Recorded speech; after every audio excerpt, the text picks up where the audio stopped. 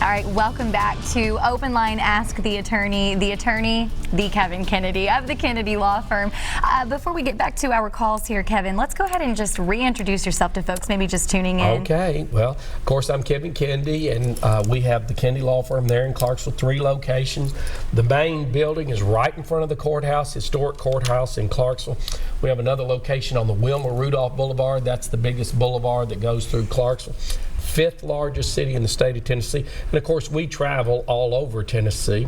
And then we have one more on the Fort Campbell Boulevard, just outside the Fort Campbell Army Post, world famous 101st, 33 to 39,000 troops at any one time. Kevin, how long have you been doing this? Well, this puts me over 35 years. I hate to kind of date myself, but it is kind of fascinating. I find myself in the reflection mode quite often. And so, you know, they always say, your experience will protect you. So, and I think that's a truth. A judge told me that years ago. And one of the things about the practice of law, you're all the time sharing your knowledge, and then you kind of lead into it and live to it.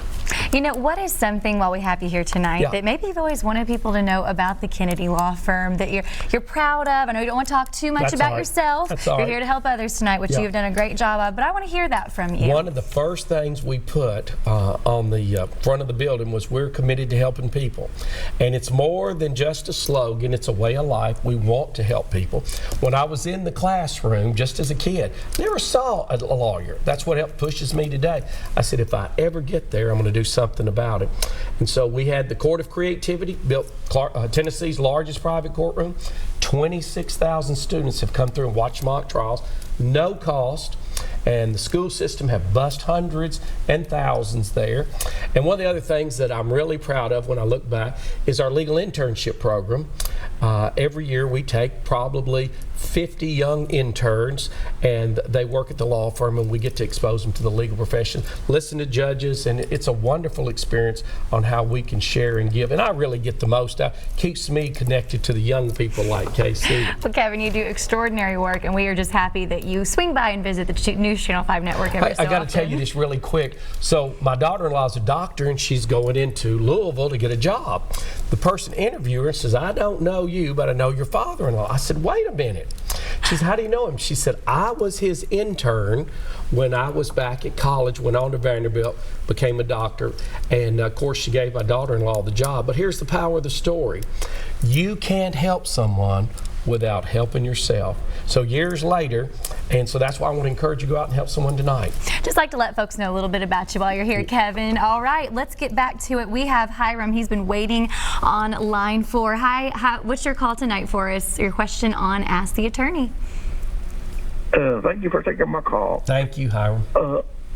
I wanted to ask a question. Supposing a state worker, I know it's closed down now, Opryland. Okay. And the state workers, they used to get vouchers through the work, and they got to go in free. Yes. Since they closed down, what do they get instead? And I'll hang up and listen. Thank you. Well, that's a good question. Now that Opryland has been gone for a number of years, I would probably postulate, and what does that word mean? That we assume without evidence that the statute of limitations is probably right. You know, it's contractual.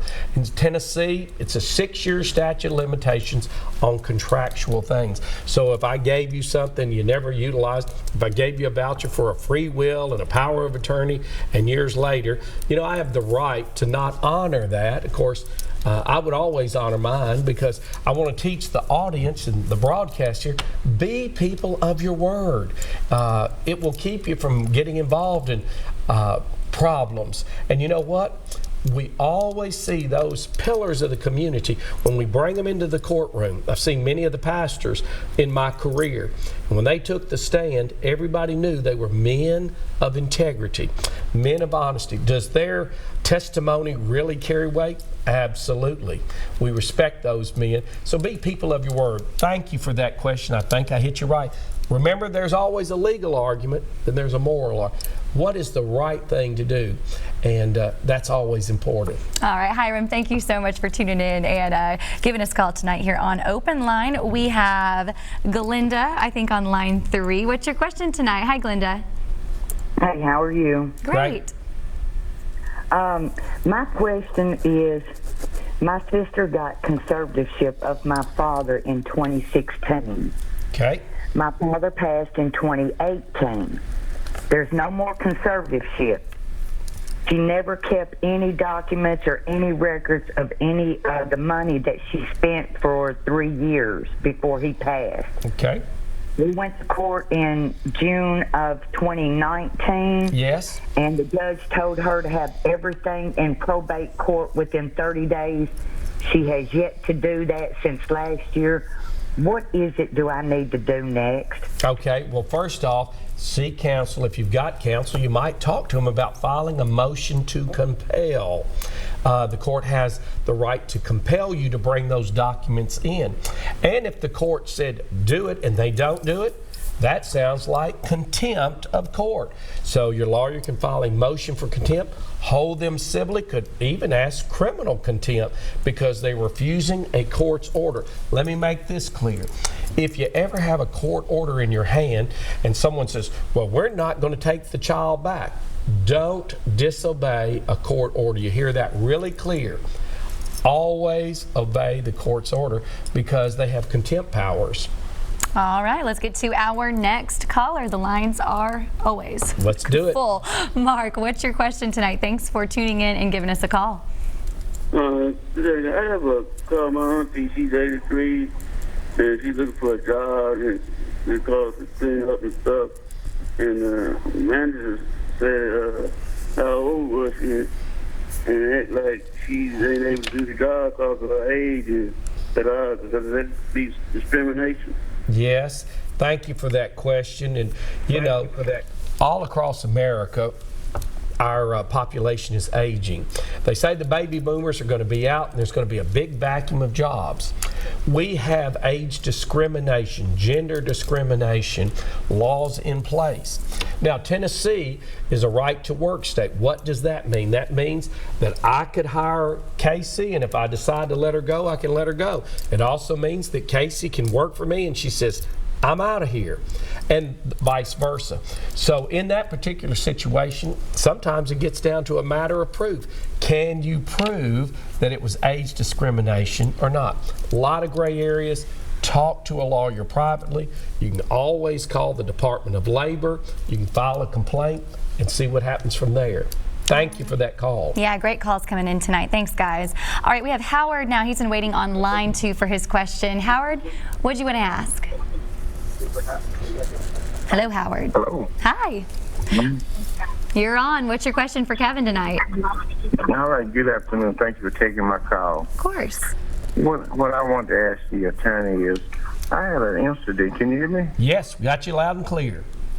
Oh, okay. My question is to the attorney is that I was in an incident about 3 years ago, and what happened was that I was receiving letters from the insurance companies that they would take care of the medical bills. All right. And once they did the settlement, they turned tables on. They started taking the insurance money out of my Social Security. So what can I do about that? Okay. Well, first off, whenever you're dealing with someone, you need a lawyer. I can't say it enough. Of course, you say, Kevin, you're always advocating because you at least got somebody to pick up the phone and call. Will the insurance company, there's unscrupulous agents, adjusters, and what I'm telling you right now, we had one last week. The insurance adjuster said, yeah, send me your bills. We'll get this settled. Send me your bills. And the 1 year went past. Then did the insurance company honor all that? Or did they say, no, the statute of limitations has run, so I can't say that and preach it and teach it enough. So again, what's happened to you, I am so sorry. You know, I've said it before, if you go into all the big cities, the biggest buildings are owned by the insurance companies. How do they build so many big buildings? Because they try not to pay claims. And that's how the rich get richer and the poor get poor, because the poor are anticipating that they're going to pay these bills as represented. Now, what can you do? Can you file a complaint with the Tennessee Commissioner on Insurance? Absolutely. What am I teaching? Document, and you can turn right around and write back a letter. Dear Casey, this memorializes our conversation wherein you said you would pay my medical bills to Nova, Vanderbilt, and then we at least have a writing that would document our conversation. Is it catch-all? I didn't say it is, but I didn't say it wasn't either. So a lawyer could advance with that. All right. Thank you for the question. Yes, so many great calls. Ricky, Monty, and Tony, we're going to get to you next, but we just have to take a quick break. Keep it right here. We'll be right back.